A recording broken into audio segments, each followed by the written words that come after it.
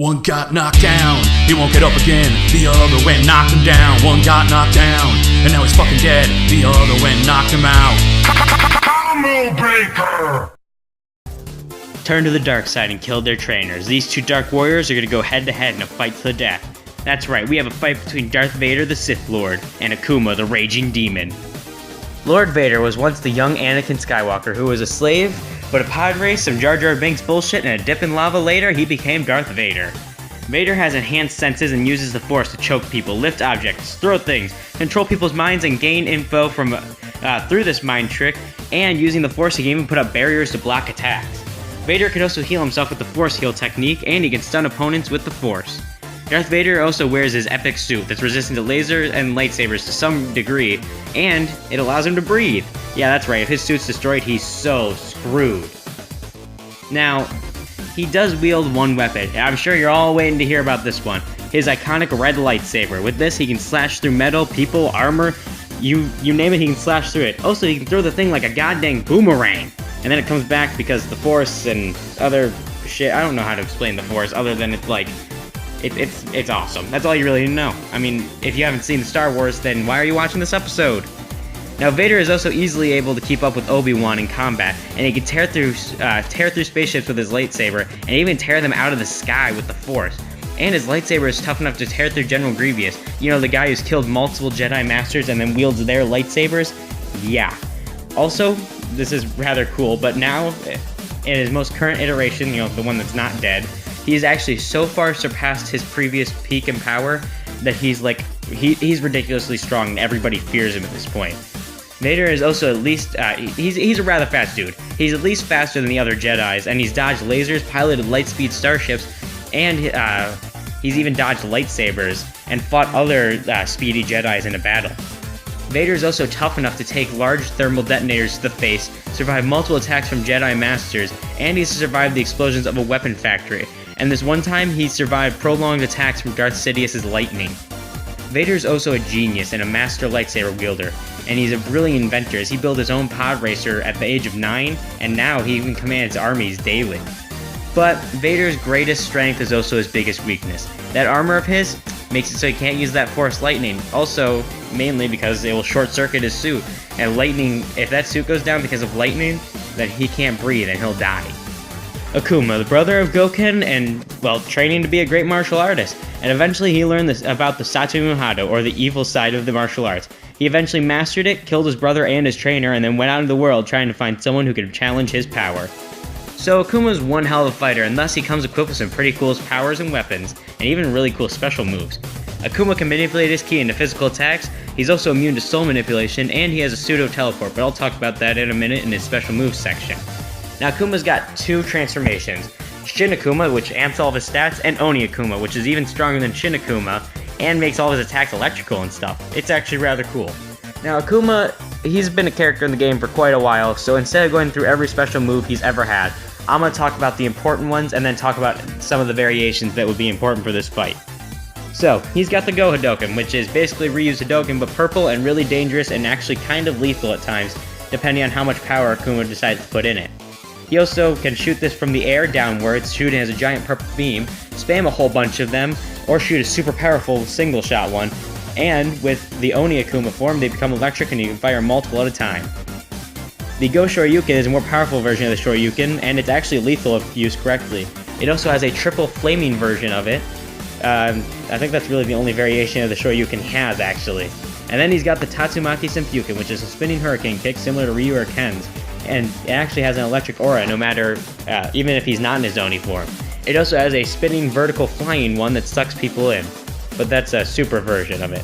He also has, his teleport, but this isn't necessarily a teleport. Instead, he becomes intangible and slides across the floor on one leg.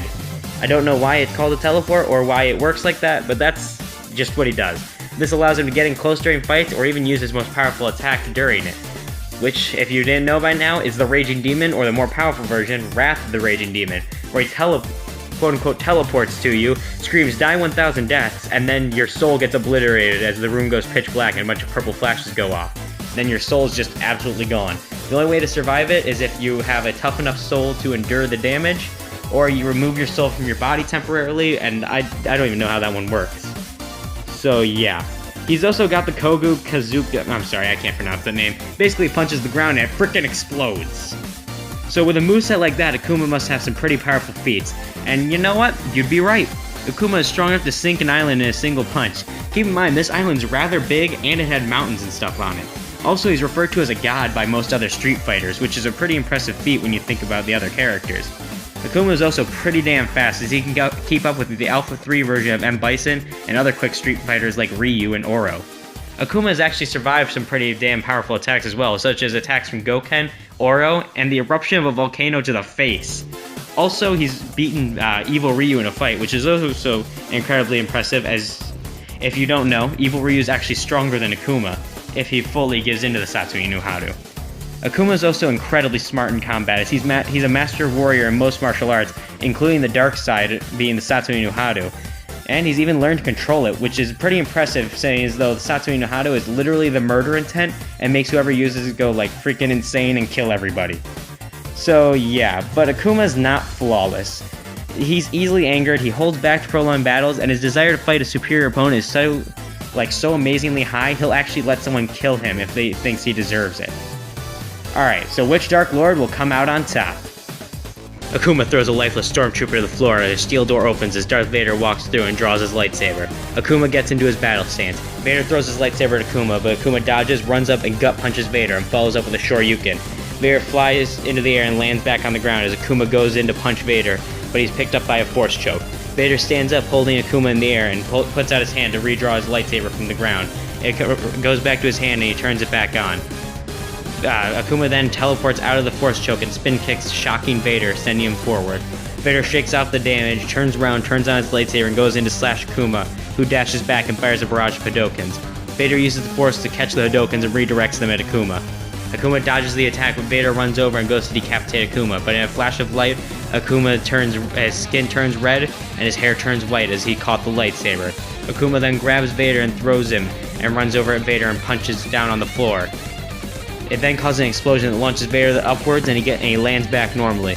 Vader gets back up and draws his lightsaber one more time. Akuma goes in for the Raging Demon, but Vader dodges and shoves his lightsaber through Akuma. Vader then removes his saber and slashes Akuma into multiple chunks. Darth Vader shuts down his lightsaber and walks out of the room. Ah, God. Rip Akuma. I'm sorry, Akuma. You didn't deserve this. You're my favorite Street Fighter character and you just got owned so badly. Before I even get into what little chances Akuma had at winning, let me just point out these stat differences. Darth Vader's at a multi-continental level of strength and durability. He can rip starships out of the sky with the Force. That's more than enough to overpower Akuma's island level strength and durability. Well, then you're probably thinking, okay, well maybe Akuma's fast enough that maybe he could make a difference. Nope. Darth Vader, thanks to his spaceship feats and all that crap, is faster than light, or at least sub-relativistic, whereas Akuma is really only hypersonic at best. So Darth Vader could speed blitz and kill Akuma in a single swing of his lightsaber. Also, he's got the Force that allows him to control the battlefield, so even if Akuma got the upper hand somehow with the Raging Demon or his Hurricane Kick or any of that, Akuma could just push him, or Darth Vader could just push Akuma away. Now, what comes down to Akuma, he does have 3 ways to end Vader. The Electric Hadoken, which he'd have to hit Vader with, which is next to impossible thanks to the speed difference. The Electric Hurricane Kick, same reason, speed difference, he wouldn't be able to hit him with it. And then the Raging Demon or Wrath of the Raging Demon. But we come across the same problem of speed. Vader is just too damn fast for Akuma to hit with any of his attacks. So really, it all comes down to speed. Hell, Vader could have been like the same level of strength and durability and still would have won because of how massive that speed gap is.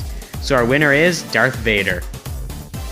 Next time on Combo Breaker. Cell vs. Doomsday.